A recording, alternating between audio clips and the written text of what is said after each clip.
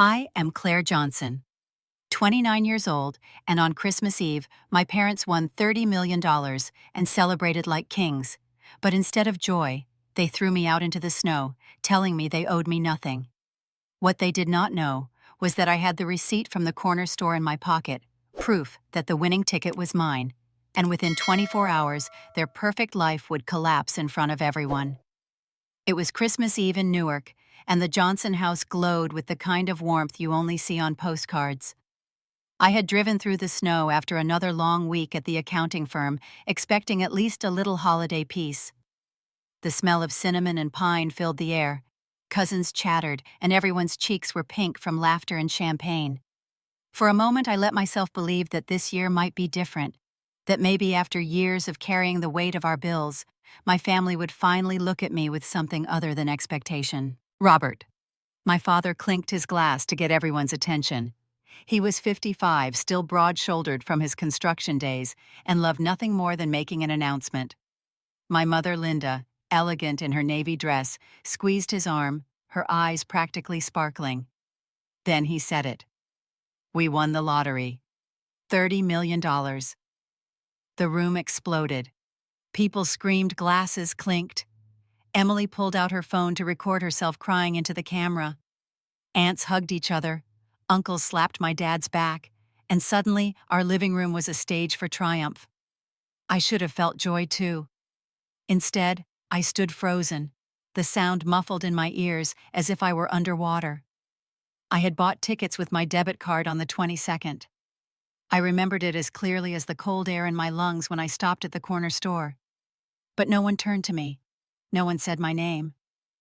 I stepped forward, ready to join the circle, to hug them, to feel like I was part of it. But my father's hand came up like a wall. Claire, he said, his voice sharp enough to cut glass. From this moment, we don't owe you a thing. The words hit harder than the winter wind outside. My mother's smile cooled into something like disdain. Don't cling, she added softly, as though I were some shadow begging to be fed. The cousins shifted uncomfortably, but no one spoke. Emily kept her phone steady, capturing everything, her face shining with glee. I felt the floor tilt beneath me. I tried to laugh it off. I asked if they were joking, but Robert's voice grew louder so everyone could hear. Pack your things, tonight. You're leaving this house. It was Christmas Eve, and the fireplace crackled while the people who were supposed to love me most treated me like an intruder. I opened my mouth, but the sound caught in my throat. Not one person spoke for me. Not one hand reached out. My father's glare dared me to resist, so I didn't. I walked to the hallway, pulled on my coat, and left. The cold slapped me as soon as the door shut behind me. Snow was falling heavier now, sticking to my hair, my scarf melting down into the collar of my coat.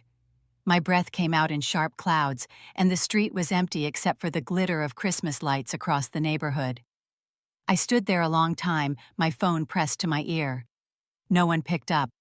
Not my coworkers, not the one friend I thought I could lean on, not even Emily when I called her in a last burst of desperation. Each voicemail felt like another door slamming. I was alone. On Christmas. For the first time in years, I didn't cry long. My tears froze almost as quickly as they fell. I shoved my hands deeper into my pockets to keep from shaking and felt the edge of a receipt crumpled against my fingers. The corner store logo. December 22nd, 2 Powerball tickets, paid with my debit card. I stared at it, the numbers swimming in my head. My parents had celebrated like kings, but I had been the one who handed cash across the counter, the one whose bank account had recorded the purchase. My heart thudded with a new rhythm. Maybe it was coincidence. Maybe they had bought their own tickets too. But the memory of that night was sharp, undeniable. I had been there. I had paid. I had proof. Snowflakes gathered on my lashes, blurring the streetlights into halos. I tucked the receipt carefully back into my pocket, my fingers gripping the worn edge like a lifeline.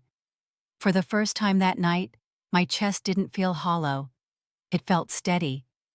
I looked back at the house glowing warm and golden through the frosted windows, my family laughing and toasting inside without me. They thought I was gone. They thought I had nothing. But in my pocket I carried the one thing they hadn't counted on: a beginning. I turned and started walking, the snow crunching under my boots, each step louder than the last. The night air cut against my face, as if it wanted me gone too, each breath burning my lungs while I tried to steady my steps. I pulled my coat tighter and let my thoughts drag me backward through years I had buried too deep. I was 19 when I quit college because the tuition bills and the overdue rent notices kept piling up. My parents never asked how I managed 2 jobs, one at the diner on Bloomfield Avenue and another stocking shelves overnight. They never thanked me for covering the utilities or for making sure Emily had books for her classes. Emily got to graduate smiling in her cap and gown, while I sat in the stands alone clapping until my palms stung and my throat felt raw. No one in my family even turned to find me in the crowd. Birthdays came and went. Sometimes they forgot entirely. Sometimes they remembered with a half smile and a card bought on clearance. Walking through the frozen streets, I pulled my phone out and called Hannah. She was the one friend who had seen me at my lowest, who had poured me coffee at 2 in the morning when I thought I could not work another shift. She answered on the second ring, and her voice was soft but steady. "Claire, calm down," she said. "Take a breath and listen to me." I stopped under a streetlight, the snow swirling around me. "They threw me out," I whispered. "My dad said they do not owe me anything. My mom just looked at me like I was nothing." Hannah was quiet for a moment, then told me to take pictures of everything I had, any receipt, any bank record, anything that could matter later. "Do not throw anything away," she said. Her words jolted something in me. I dug into my bag and pulled out my worn wallet. Between old coffee punch cards and folded coupons, I found it. A thin slip of paper with the logo from the 7-Eleven on Bloomfield Avenue, the timestamp stamped clear as day, December 22nd. 2 Powerball tickets purchased with my debit card. My hands trembled as I unfolded it. I scrolled through my banking app, and there it was again, the charge matching perfectly. My chest tightened, not from fear this time, but from the spark of something else, a fragile hope. For a second, I felt warmth against the cold. But then another memory crashed in. The morning of the 23rd, when the delivery guy knocked on the door, I had set my bag on the kitchen counter, the tickets tucked inside. I had carried the box of groceries in, and when I came back, the tickets were gone. I told myself I must have misplaced them, maybe left them at the store. But deep down, I knew. I knew who had walked past that counter, who had eyes sharp enough to see anything valuable. I pressed my back against the icy brick wall of a corner building, trying to keep my breathing steady. Rage wanted to claw its way up, but I held it down. I thought about every year of being overlooked, of working without thanks, of standing on the curb after Emily's graduation, while my parents rushed off to dinner with friends. All of it bled into this one moment in the snow, the receipt digging into my palm like proof that I had not imagined any of it. I lifted the phone again. Hannah stayed on the line, her voice an anchor. "You need someone who knows the system," she said. "Someone who can take this further." I thought immediately of James Miller, a financial attorney I had once met through a client at the bank. He was sharp, professional, and he had given me his card with the kind of politeness that sticks in your memory. At the time, I never thought I would use it. Now his name felt like the only lifeline.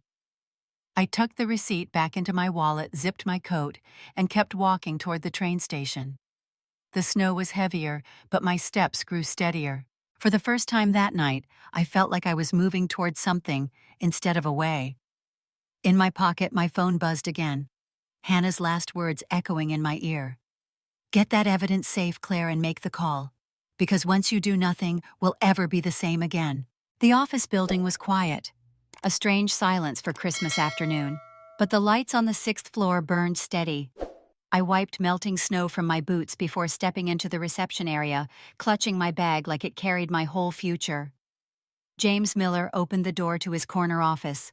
His tie-loosened sleeves rolled to his elbows, as if he had been working straight through the holiday. He motioned me in without hesitation. I laid everything on his desk, my hands almost too stiff to unfold the papers.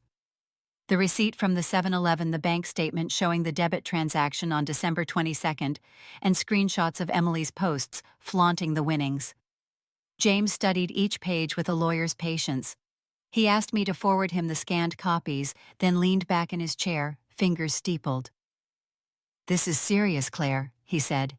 "If you bought the ticket, it changes everything." He slid a packet across the desk and handed me a pen, an authorization form granting him access to contact the merchant, the bank, and the New Jersey Lottery Commission on my behalf. I signed the ink trembling slightly under my hand. He made a call to the clerk at the 7-Eleven, who confirmed he remembered me. A quiet woman buying groceries and 2 Powerball tickets, no fuss. James requested CCTV footage, and the clerk promised to cooperate once the request came formally from the lottery security office. Minutes later, James sent the scanned evidence and authorization to the commission. We sat in silence as his email notification pinged. Less than 5 minutes later, the auto reply appeared. "Case opened pending verification." A reference number glowed on the screen like a lifeline. My chest tightened as I read the words again and again. James leaned forward, his voice steady. "Here is what happens next. If the commission determines the ticket was not purchased by the individuals who claimed it, they can freeze further disbursement. Banks often apply AML holds on sudden large transfers tied to suspicious claims. The IRS and state tax authorities will be notified automatically, but with the holiday weekend, their offices will not act until after. Still, the hold itself will be enough to send shockwaves." I felt the weight of his explanation press into me. My parents had already signed papers, accepted checks paraded around like kings. If the money was frozen, their empire would crack overnight.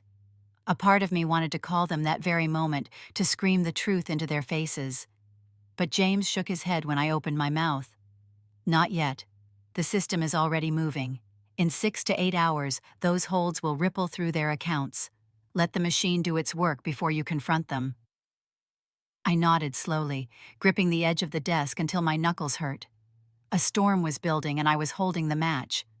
For the first time since that night on the sidewalk, I felt control pulsing back into my veins. I slipped the originals back into my wallet, zipped my coat, and thanked James. He reminded me to stay quiet to avoid calling anyone to let the verification unfold. The elevator ride down felt endless. My reflection in the mirrored doors looked pale, but my eyes burned with something I had not seen before. Not just anger, but resolve. Outside, the streets of Newark were alive with Christmas cheer. Families hauled bags of gifts, children clutched candy canes, and all the while, my own family danced in a house they thought was theirs forever. I pulled my scarf tighter and started toward the station. In my pocket, my phone buzzed again.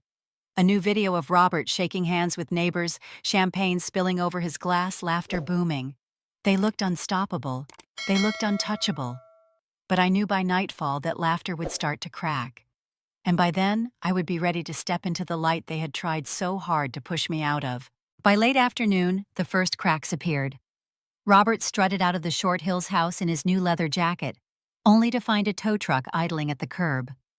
The SUV he had bragged about that morning was already chained and lifting from the driveway. He shouted, waving his arms, but the driver only handed him a paper, explaining that the wire transfer had not cleared, and the dealer had the right to reclaim the car. Neighbors gathered with their phones raised, filming the scene. Within minutes, a video of my father yelling in the snow hit social media, the caption reading, "Newark lottery winners, not so lucky." Inside the house, Linda was on the phone, her voice sharp and frantic. She called the realtor about the escrow demanding answers, but her face turned pale when she opened her laptop. An email from the escrow company sat at the top of her inbox. Pending verification from the New Jersey Lottery Commission, all transactions on the property were suspended.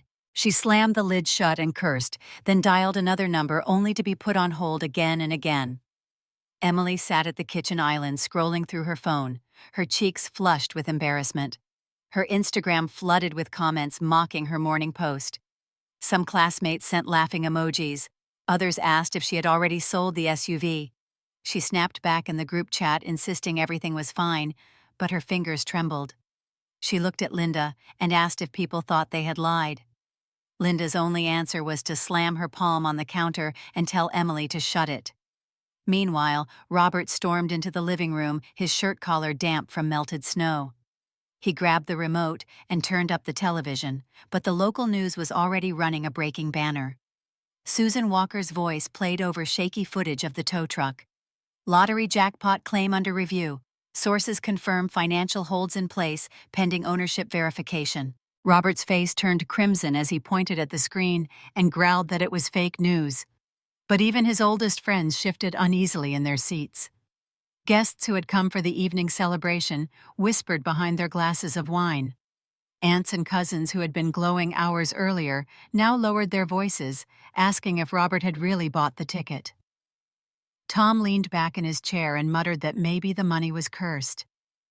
The living room, once a carnival, felt suddenly cramped and uneasy.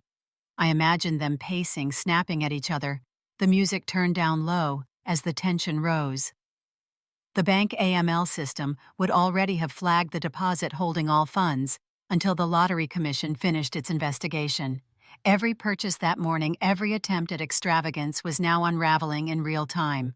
The illusion of untouchable wealth was slipping away faster than they could grasp it. I sat in my apartment with the receipt on the table, watching the news ticker repeat the same line. Verification pending. My heart pounded not from fear, but from vindication. I had not called them. I had not lifted a finger. The system was moving on its own exactly as James said it would. I poured myself a glass of water and held it steady, letting the cold calm me. Back in Short Hills, the celebration had thinned. Some neighbors made polite excuses and left. Others lingered, curious to see if the show would continue. Robert paced by the window, his voice cracking as he repeated that everything was fine. Linda whispered fiercely on her phone, begging for reassurances that never came. Emily shut herself in the guest room, the sound of her sobs muffled through the door. By the time the sun went down, the Johnson family had gone from triumphant hosts to desperate actors, clinging to a story no one believed. And I knew the night was only beginning.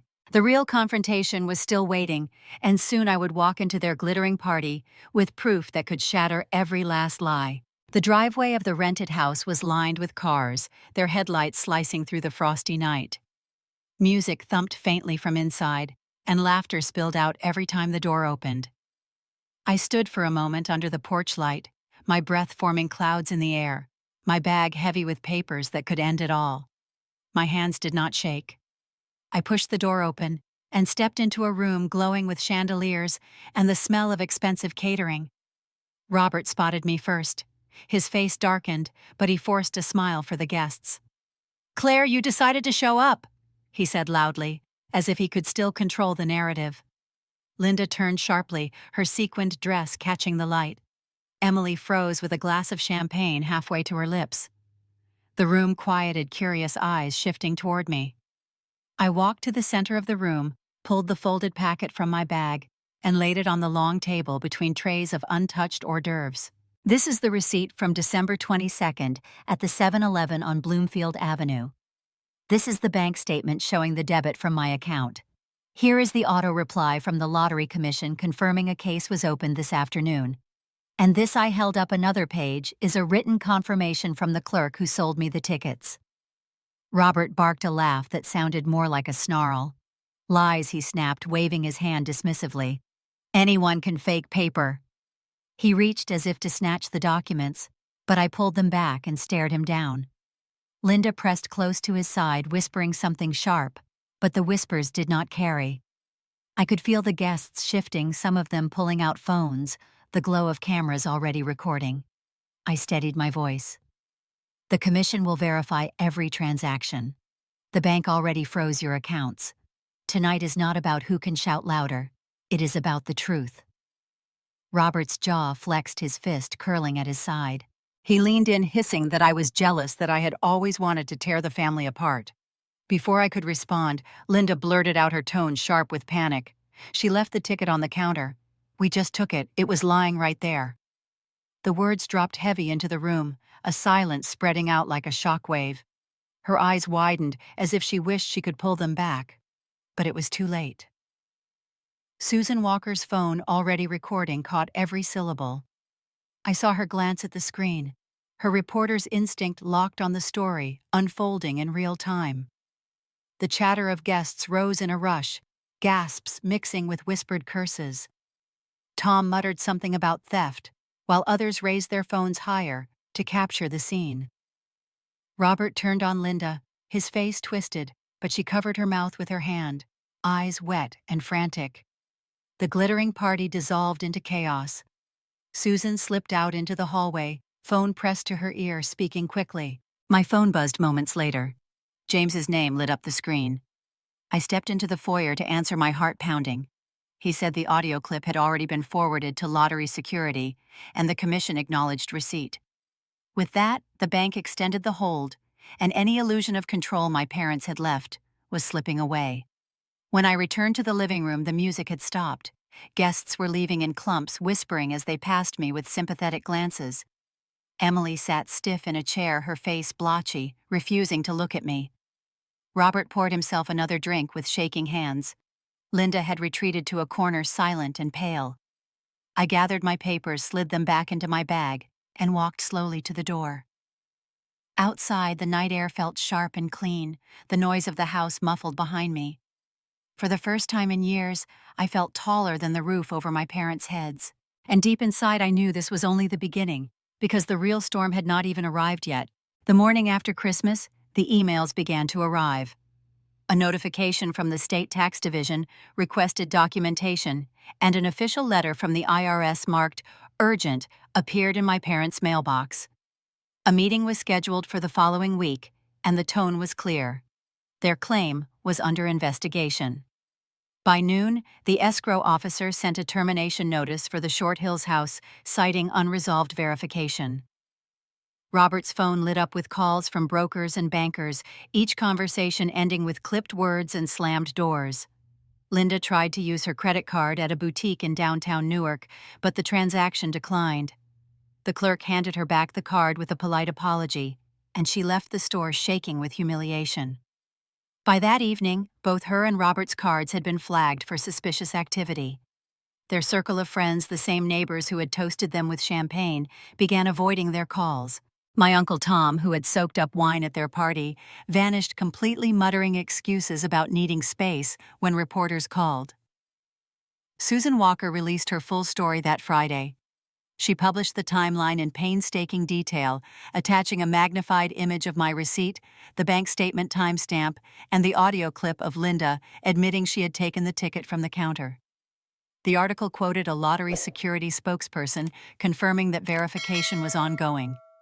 The headline blazed across local news sites: Newark jackpot winners under fraud investigation.